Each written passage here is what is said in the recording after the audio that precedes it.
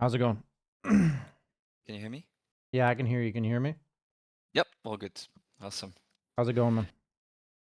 Exciting. Exciting. All good. Ready Nice. for some coding. Nice. As I s- I'm excited to be part of the Dota community again after a 10-year hiatus. So I feel like I'm a grandpa learning the game again, Yeah, welcome but back. waiting at the same time. Hmm. What brought you back? Yeah, good question. I think I just had some time on my hands in between jobs, and I was like, you know what? Actually, I'd love to play Dota again, and that's how it all started. And then I decided my objective is to get immortal, but I don't know if it's even realistic. So let's see. How's it going so far? I think if I'm in a good mood and I play the small pool of heroes I've trained with, I have to say I own it. But yeah, like if I'm a bit tired or if like the lane doesn't go my way or it's a tough matchup, then yeah, it's not consistent. Let's put it that way, in a simple way. I'm What not percentage of games would good you enough. say are not good, I guess? I mean, I think like 80 to 90% of my games, I'm like top two net worth in any case, win or lose. But then I think win rate is still, yeah, it's still like 65%. It's not really in the 80 to 90% range. And that should be the case at my MMR bracket. So I think I still do quite a bit of mistakes here and there, more than here and there, everywhere. I mean, 65% win rate's pretty high, all things considered. Yeah, but I play in the 2.5k bracket, so it's also, yeah. I I understand. mean, I can tell. I have some friends who are immortal because they never left the game, so I play with them. I have to say it's sort of it doesn't scream that I'm bad when I play with them. I can sort of hold my own. Let's put it that way. I see. I got you. Okay. Do you want to just jump into that first replay and see what we're dealing with, or what would be success for you today? Since you booked 5 sessions, so Yeah. what we can kind of map out a plan here. Actually, you know what? I tried to prepare for the session and I found this. It's a bit of an old video. I mean, old match, but I play mid and I'm owning, but then make a few mistakes and we lose the game. So given I want to train mid, maybe it's better we discuss mid rather than the offlane actually. And then Did you download this game yourself? Because if not you yet. haven't Should I? downloaded it, then I cannot download it because it's more than a week old. Ah, okay. But if you did download it, let me know and we can get it. Wait, I'll try to download it. I don't think I downloaded it. Maybe Hmm. I did actually. I sometimes review my At the losses bottom to right, do. it'll say watch replay instead of download if you watched it or if you Yep. downloaded it.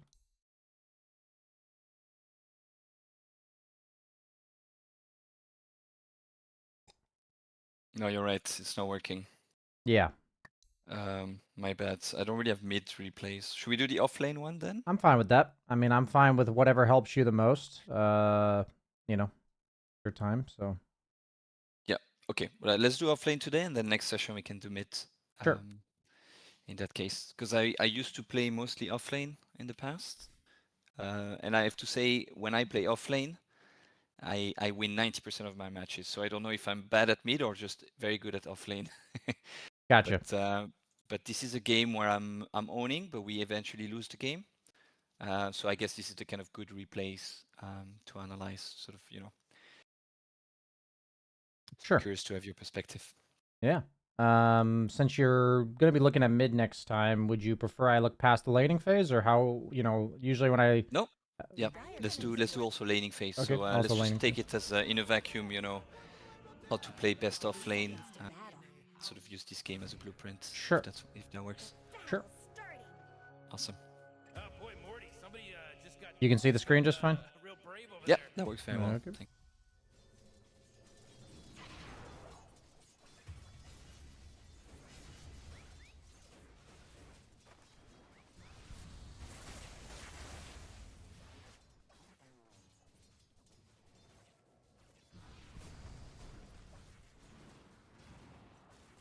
Yeah, your laning looks better than 2K. You're doing defensive aggros. You're You're not doing the best with range creeps, I would say. So what I'm thinking about range creeps is that, so like the way I think about range creeps is their Mm-hmm. positioning is obviously further away than melee creeps. So I just think about if this SF needs to attack that range creep within or twice in order to kill it, then I would need to be in range for when he attacks it the first time. So like what I'm thinking here is your quote unquote permitted range right now is within attack range of this range creep. Because like if he walks up and does this where you back off Yeah, and he he gets attacks it it. again, he's gonna like deny it, right? Mm-hmm. So what I would usually do there then is, especially if I have like a support being aggro here, this is all based on the fact that I don't want to leave attack range of that range creep, knowing that if I do, he can potentially deny it. Then I'm either going to try to kill the range creep like 5 seconds ago, or I'm going to run at him now. Like I'm going to have been playing right here. So I'm either Yeah. helping my support, and it's all about this range creep. Does that all make sense, what I'm Yep, saying here? 100%. Yeah, no, Okay. it's very clear. I think rewatching the replay actually before you stopped the video, I was like, I should be more aggressive to secure these range Gotcha. creeps. Yeah, because then there's this moment where what happens here is that I would want you to stay in XP range. Oops, sorry. Of this range creep here. Yeah, I So I would actually want you being forgot like about right here. this. Yeah. Yeah. The same thing. I think you're just a little rusty on the range creeps. It looks like with No, your you're right. positioning. Yeah. But your overall mechanics are good. Your defensive aggroing, you're being aggressive when it's good. So I think just a little bit of a rehash on that part would be good. Let's see. Okay, items seem fine to me, meaning, you know, it is pretty offlane meta right now to spam stats, so makes sense that you went Bracer, Null Talisman. This is kind of the Amar build, I would say. He goes this on a lot of heroes. I love these builds. I didn't know it was on Marvel.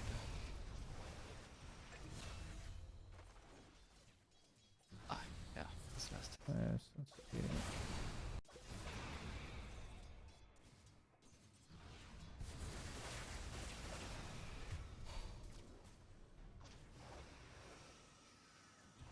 So, for me, the entire reason that I'm being aggressive... Okay, what is your idea behind the reason for being aggressive? Either kill chance or pushing them away from creep wave. But I think here I chased too much and I lost a couple of important creeps. Probably a bit of a mistake. It's funny that you answered what I was looking for, which is to chase them away from creeps. So whenever I'm going to go for a play, it requires me first to always be aware. So this is something that I work on, is checking my awareness of how many creeps are in the lane. Because Yep. the more creeps there are, like say it's you have one melee in one range and they have one melee in one range, then I can chase for 15 seconds and maybe I miss one creep. But like if there's a lot of creeps on either my side or their side, then I'm going to miss a lot of stuff by leaving. So basically, the more creeps there are, the more glued to this area I am. And it also means that every single second that I bully them away from this area is more impactful because there's more creeps dying per second, right? Yep. So what I'm thinking here is every time I go into a play, I have this idea of how many creeps there are, and that tells me how long my chase duration is allowed to be before I'm missing creeps. And so, like, obviously the arrow sucks, but, like, I would probably chase this SF if I had not been arrowed for maybe, like, an extra 2 seconds, and then by the time this creep wave is going to be here, I want to have already been back here, right? That's, like, my chase duration. So, yeah, then we end up, like you said, over chasing a bit. But it's this idea of how many creeps we're missing that I don't love. And I would love to see, like, what I would do here is that if he backs off with no HP, like right now, if I just pull these creeps to this range and then sit the lane back here, like, this guy's just fucked. Yeah. You know what I mean? Like, what does he do? So, I see that the Mirana's not pulling. It feels even better then, because that's like the only solution to this problem. So now, not only is it that you overchased, but instead of having the lane sit right here, Yeah, it's it's pushing. actually Yep. close enough to his tower for him to get XP, which sucks, like, compared to, you know, the kill happening. So, but overall, your laning is good. I'm allowed to nitpick because of the fact that you're playing it pretty well. You're definitely playing better than 2K, so I can see why you're winning 60% of your No, it's games. great. Great. I like when you nitpick because I Yeah. want to. I'm quite perfectionist, so it's good to Okay. top on Perfect. anything. Okay, so you got a very early tower. How are your thoughts on like the Razor builds? Like, do you play a lot of Razor, or is this like I just started copying playing meta? it a Or lot recently. okay, I never played it like 10 years ago, but I play a lot recently now. I think I like kind of a hybrid build between aura and kill potential. So I go Greaves and then what's the name of the Senjin Yasha? do you go that And most then games? it depends. Like it depends a bit on the construct of my team. I felt like here there was no real right clicker, so I went a bit more right click heavy. I see. And then when I see that we have, you know, maybe like a strong right click mid, then I go a bit more aura with like a pipe and a crimson. It's a bit more like the team play build, but I think for my bracket, I feel like I need a bit more like the Senjin Yasha actually is amazing for survivability and for creep, for farming as well between camps. That's quite powerful. Gotcha. That makes sense. I don't over-engineer it, so I'm happy to be proven wrong if you have a better idea Yeah, as well. I'll talk about things as I see them. There's no. So I would say somewhere around 3 or 4K, building the same items no longer works anymore. What I've noticed nowadays is that if you're really good at playing a hero and you go the same item every game, it'll get you to about 4K. Mm-hmm. So what I've basically told offlaners is that your job is to buy items that allow you, like your first 4K net worth or so, are items that allow you to farm the map survivably. So that can be like a blade mail, that can be a vanguard, that can be greaves, that can be, you know, soul ring, phase boots, double bracer. It's Yep. like, you know, it can be whatever, but it's the whole idea is that I'm survivable on the map. Not in team fights, but on the map. So when I'm talking about like getting ganked by 2 or 3 heroes or showing up to skirmishes, that I'm survivable in those type of instances. So going like your laning build plus mana boots into mech, like that's going to be pretty good in a lot of games, but it's not going to be the best build in every game. Like I had a Razor coaching session yesterday, and he went this build, but it was against OD plus AA. So there's like no such thing as healing through AA, obviously, and there's no such Yep. thing as sustaining through OD's damage. So like against heroes like that, I told him I would go Tread's Falcon Blade for raw 400 HP plus Blade Mail.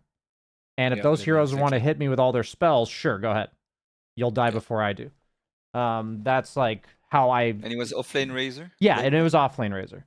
Okay, And interesting. so, like for me, the formula I try to tell offlane players is the majority of them that I notice is they build a bit too team heavy, and they feel like there's a. And I'm not like assigning this to you. I'm just telling you from my experiences. They Yep. feel like they're choosing between team builds or personal builds, and you're telling me you go for a bit of a hybrid. So that's more on the right track.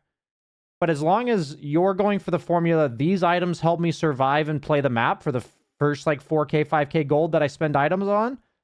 And then the second item lets you fight, like team fight, whether that's Blink Dagger, Auras, BKB, you know, Yep. whatever. Um, like as long as that's your formula and you're able to say, like, say your Grieve Sanj and Yasha build does that for you, then great. You know, I just know Mm. for a fact that that's not going to do it every single game. Yep. So that's why I'm Okay. mentioning it now. Okay, go ahead. No, it's good. It's a good intellectual exercise to always challenge your build, depending I on the lineup. equals farm, aggro, and survive on map. Next item equals team fight. Yep. That's just my. I, I typed that out for you. I took So some notes. Yeah, yeah. no, Okay. that's helpful. Perfect. I'm taking some notes as well now as you speak. Perfect. Okay. So, for the sake of getting on the same page, just let me know, like, since we have, like, a shorter session, I just make sure I kind of get it out there and let me know if you have questions. So, for me, my entire view of Offlane, if you win your lane, is I control this area.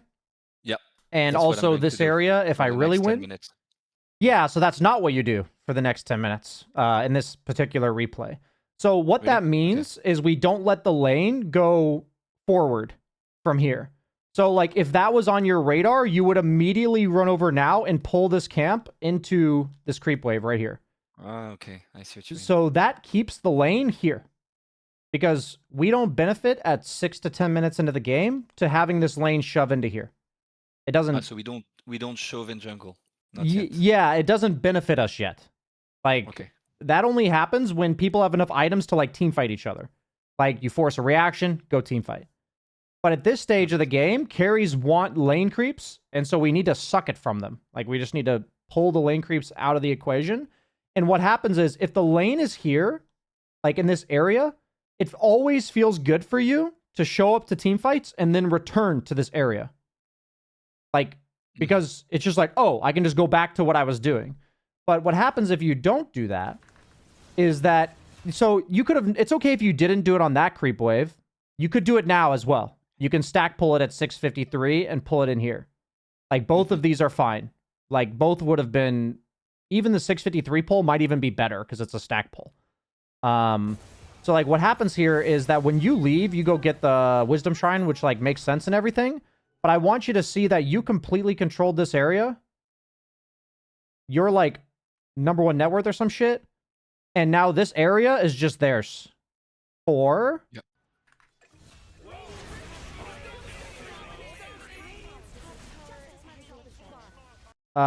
3 minutes. Or 2.5. 2.5 minutes. 2.5 minutes. So, that's a lot. So, the way I would envision it is, if you had stack pulled at 650, then you go to the Wisdom Shrine. This area sits here.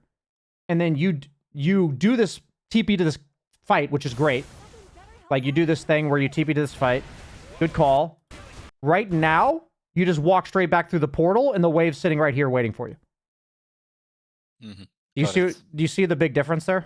Yeah, no, you're right. I think I'm not very good at pulling creeps and sort of managing creep wave with pull creeps. That's something I need to work on, actually. Yeah, the biggest thing about this that's also going to be new to you, since you came back to Dota, and it's the biggest change in the game, is that if you're in control, you launch the creep wave as close to the gates as possible. Mm-hmm. Because when you go to these fights and shit, right now, it feels really awkward for you to go back bottom. Like, what are you going to do? Like, go through the gate and, like, jungle here and, like, wait for this wave to push out? But if this wave is just sitting here, you're like, nice. I'm just going to go right back bottom and do it again. But so, because of the state of the map right now, if I were you, I would still go bottom right now. Just to be clear, I would still go right back bottom and resume.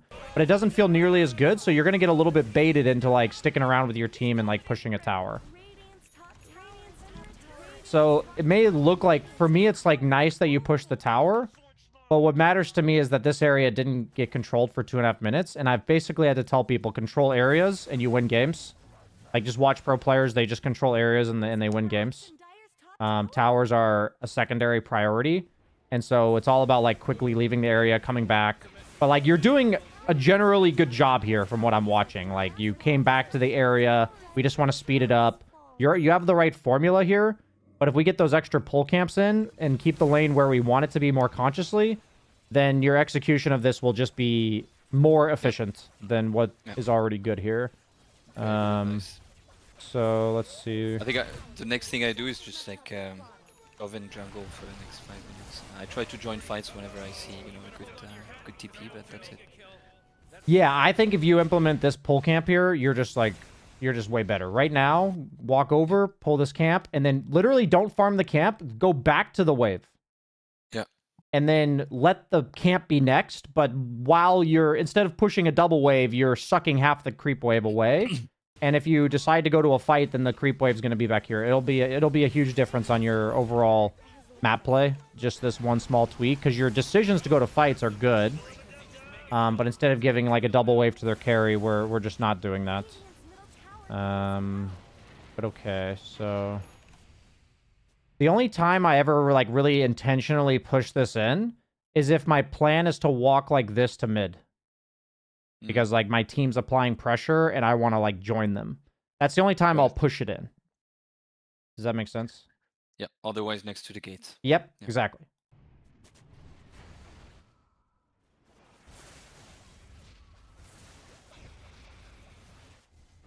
Yeah, so the way you're connecting, if you're looking to TP to fight, I guess the best way to think about it is, are you proactively walking somewhere, or are you reacting with a TP? If the answer is reacting with TPs, then you want the lane to sit here. If you're proactively walking somewhere, then push it. That's actually, I'm going to write that down. That's a good one for myself. Proactively walking to a fight, push lane, reacting with TP, sit it next to the gate. Yeah. I mean, it's funny because I already do that, but now that I'm explaining it to you, I understand it better, if that makes sense. Yeah, no, it's very good. I'm learning. That's what this coaching session's all about. Okay. Yeah, you're making some nice aggressive plays on the map. I like that you're doing that. You are good at returning to your area, which is so you're clearly aware this is where you want to be. So you do have a good base there. And I would say around 15 when you start getting this second item is where you're now doing this, where you're not staticking the wave anymore. Maybe 12 to 15, somewhere in there. Okay, so then this whole maintaining the wave stops at 50 minutes. It's around 12 to 15. I don't want to give you a flat number. It's a feels thing, but it's when you no longer want to just sit here anymore. Which is definitely at the earliest around 12 minutes. At the latest, probably 15 to 16 is where that ends. So let me look at this here. So you end up reacting defensively. So you kind of have this formula of reacting defensively to fights, which like makes sense. And I can see why you think you're survivable. Yeah, SF getting kills on your teammates means he's like an extra -5 armor or 4 armor, which sucks. But I understand what you were thinking there. You're gonna walk your way. Surprised. Yep. What's a Lifestealer situation? I think the biggest thing about this is that you're really strong, but your teammates are not actually very strong because Lifestealer's dead with no Radiance. And then Quap. So what I'm basically seeing as a result of this is that you're reacting to fights because you're strong. But I guess I want you to add to your repertoire of like understanding of if I see this and I see this, I ain't reacting to shit.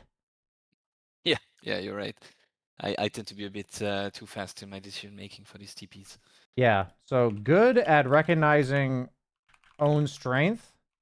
That will bite you in butt if teammates are not fight ready. Learn to check other course more reliably. Yeah. So just mainly the course, so that we don't get caught off guard with these fights. Like, you know, I understand why you TP'd, but yeah, I think I didn't. Yeah. I think that's the problem. Like, I haven't played in so long. I didn't think I could die in 5 seconds with Razor like this with Greaves. I thought I was way stronger than I SF ton of damage. Yeah. Yep. I underestimated this. Also, if you have a carry that's not Lifestealer with 2/3 of a Radiance, like, that fight may go better, but he's literally fucking useless, and your Quap's not there. That, like, it's a big difference. Yeah. Yeah, this game I rage a bit against my teammates. Anyway. TMA. TMA, indeed.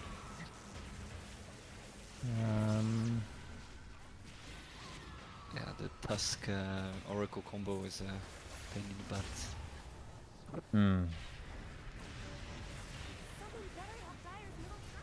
Okay.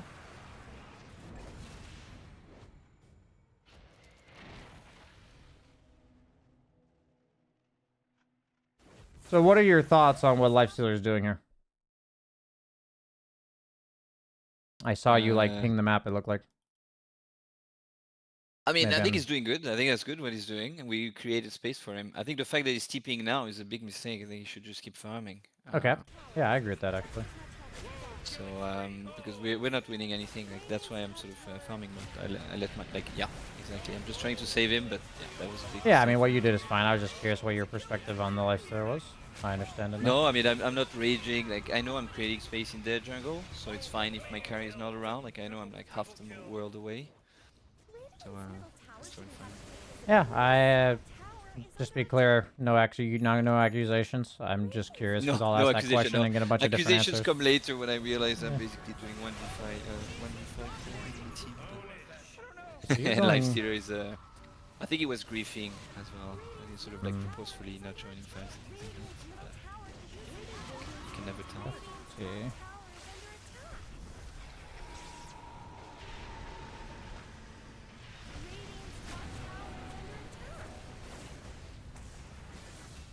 Okay. I'm just running because I don't know nothing. Yeah, it's funny because for me,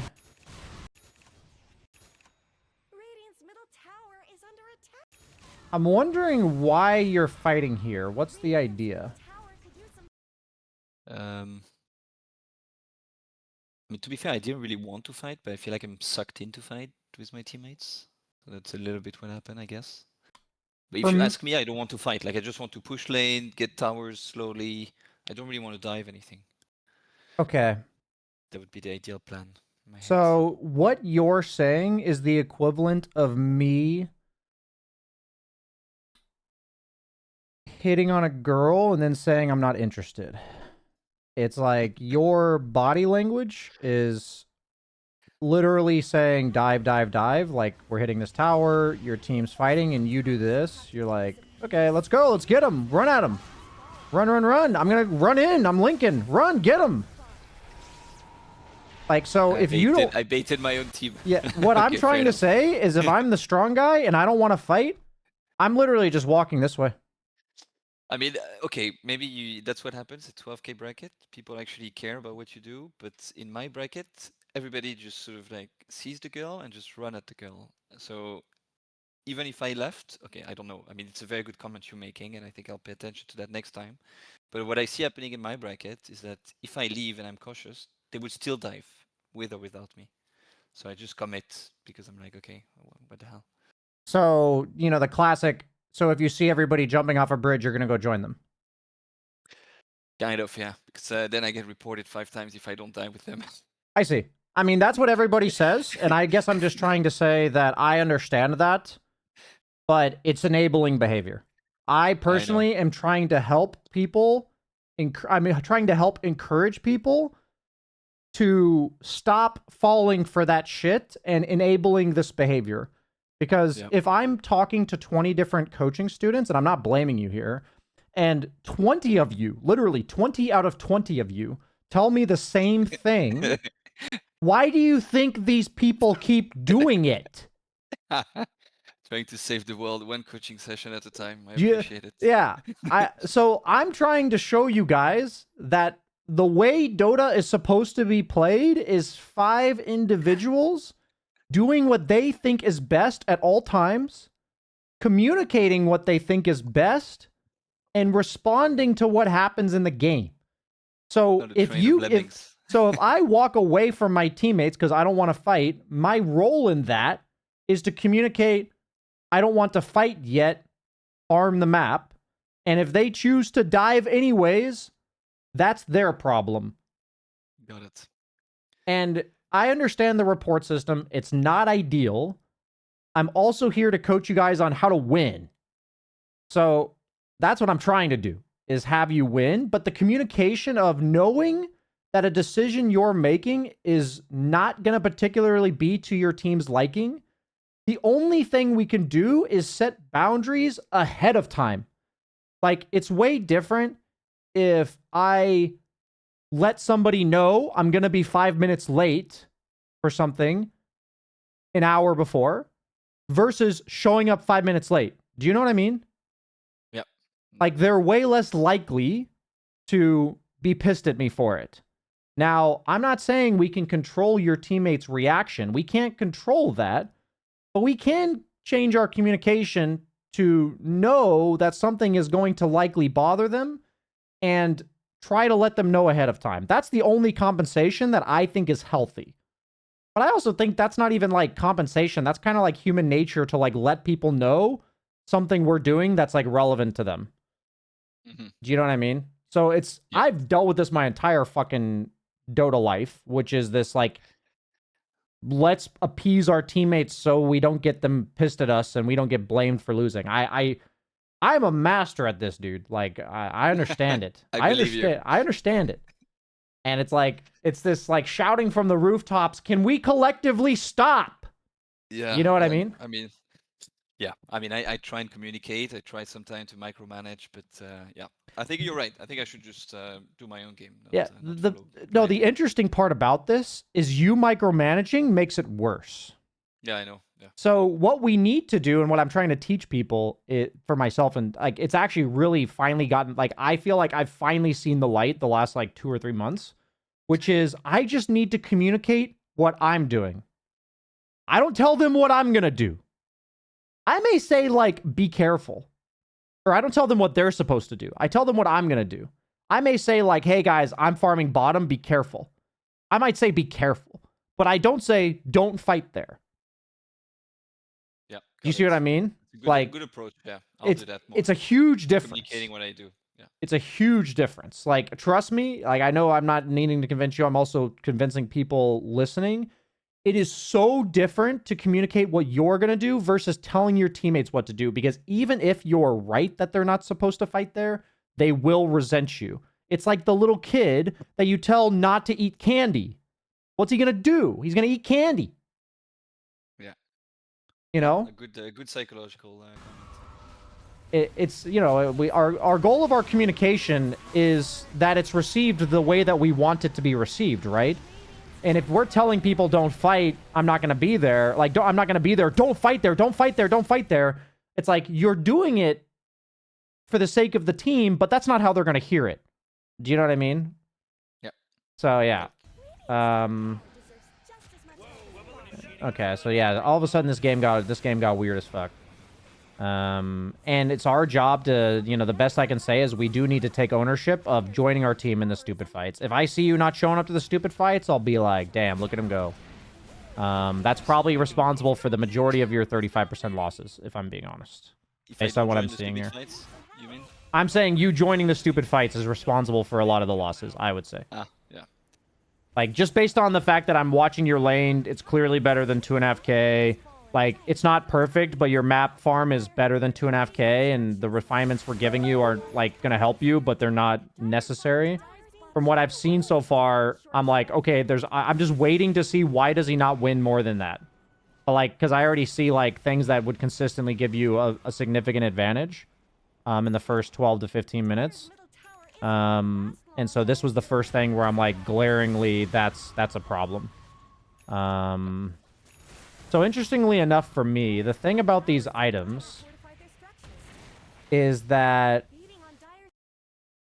the way I think you die on the map is a bunch of roots and tusk, and they have no hard stuns. So if I go Manta Hurricane Pike, it's impossible for them to kill me on the map. I'm fucking... I never thought about buying Manta Hurricane Pike. You're right. I'm just like 450 move speed, and they have no hard stuns.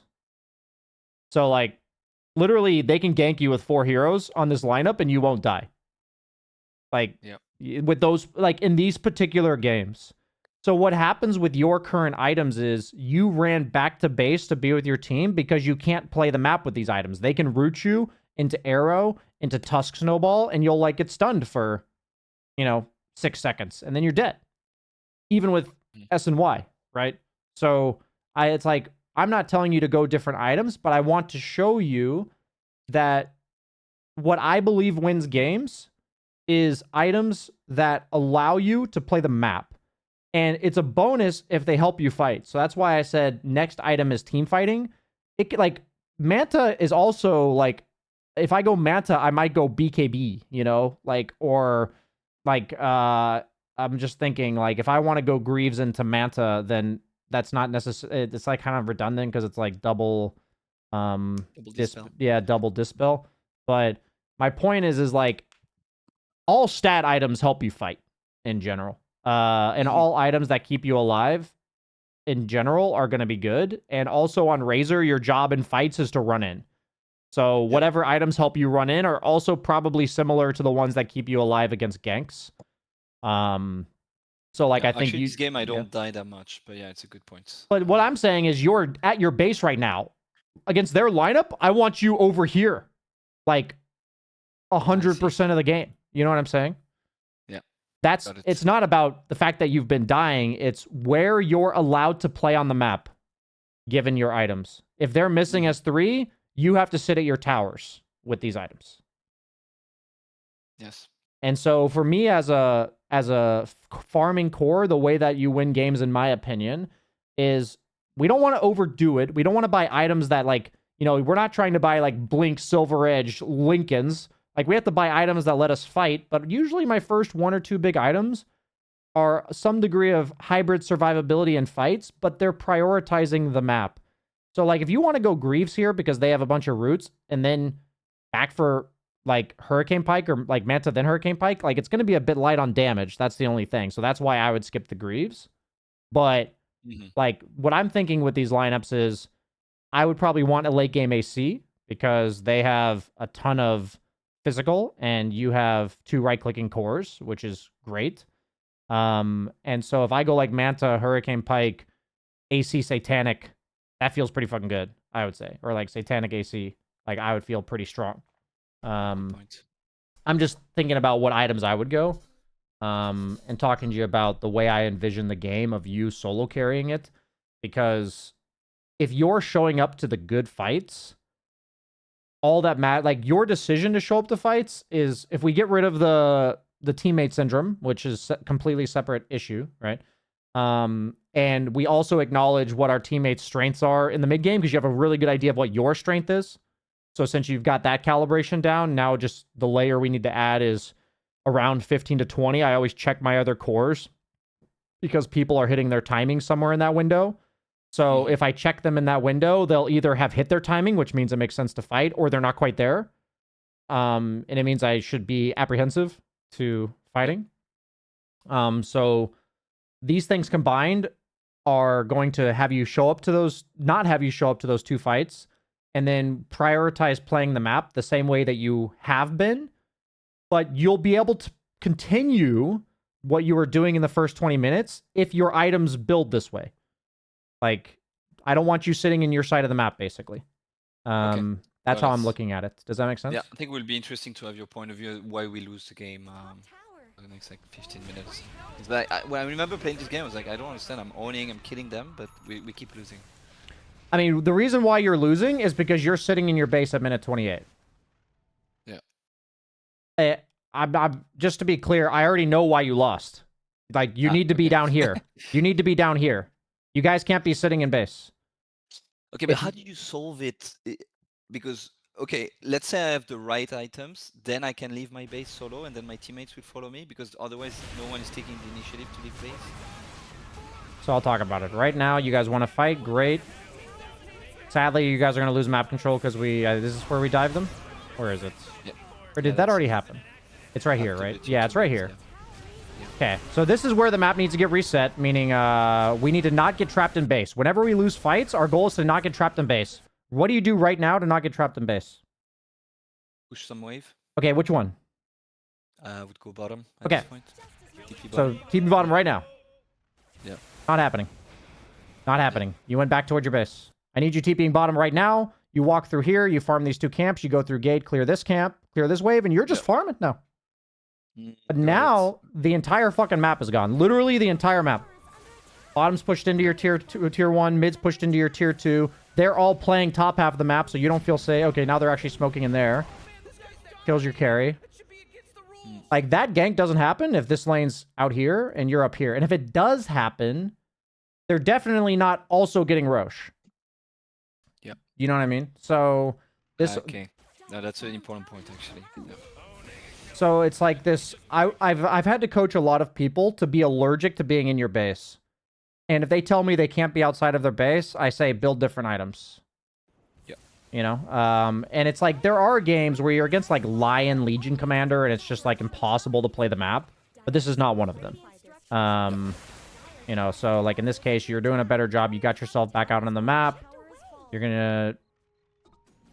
I think that was an overly cautious retreat. I would have at least tried to snipe the wave with my Q. Guess what you do now on the new map? Whoop! Whoop! Gate and yeah, I don't have that Yep. reflex yet. Yep. Yeah, That's the I need reflex to. we need to develop. The side lanes are so hard to catch you, man. It's so inconvenient. So just be a fucking... I call it being a gnat on their windshield. Just, like, be fucking annoying. So this path of getting caught like this, we need to be more doing this and staying on the map. Think, I'm in fucking survival mode at all times in the game. I'm not allowed to retreat to my base with a TP scroll available. I just can't. 10 times over, I'd rather you be doing map farming for 5 minutes and feed. Like, you will win more games that way, I promise. So yeah, this retreat back to base, it's just like, now what? What happens when the map looks like this is every favorable engagement puts the map back where it would have been if you weren't here.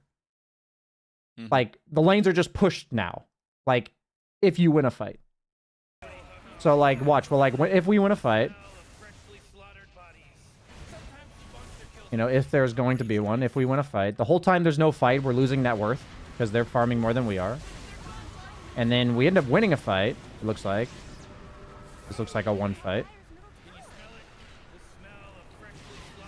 Yeah, I mean, team fight execution's pretty good. You're being patient and stuff. You're gonna win the fight. Mirana's just split pushing bottom. But now look at what we do while they're dead, right? Yeah, I need mid lane pushed. I need top lane pushed. Okay, so we push that. So I'm running top now to push that.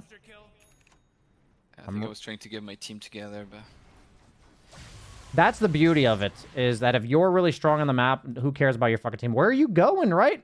Down the lane, right? So if we ramp up your... Basically what I think of with... imagine pushing lanes is like literally sustenance. It's like food to fuel you throughout the day. You know, once you burn calories, which is team fighting, then if you've already eaten food, then you're feeling good. If you haven't eaten food, you're going to go eat food. You know what I'm saying? You kind of have this fuel tank. The jungle camps are feelers. They should not be the priority. Yes, yes. And so, you know, what I'm looking at here is... Yeah, there's too much fixating on good team fights to be taken, and we can ramp up the map play, I'd say probably 3 to 4x in terms of lanes.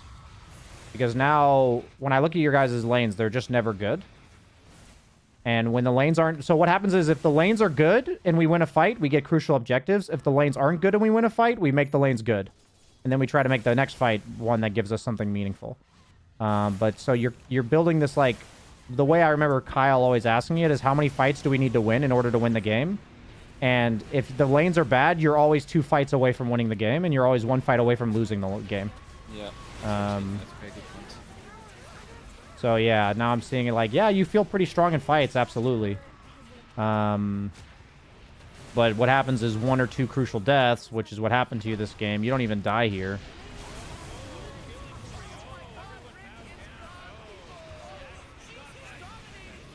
The problem with Dota is if we use metrics like net worth, it doesn't tell us how we pressured the map.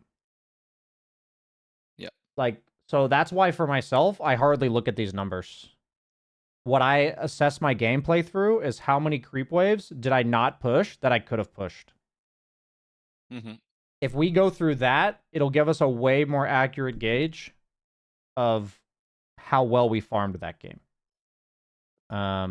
Yeah, that's an excellent point. The point about pushing waves. I think you're right. I'm too cautious. I should push waves more rather than be stuck in base.